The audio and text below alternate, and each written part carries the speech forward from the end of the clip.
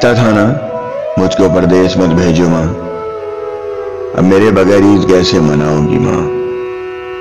सबके बेटे जब आएंगे ईद पढ़ के, तुम दरवाजे में खड़ी तकती रह जाओगी माँ।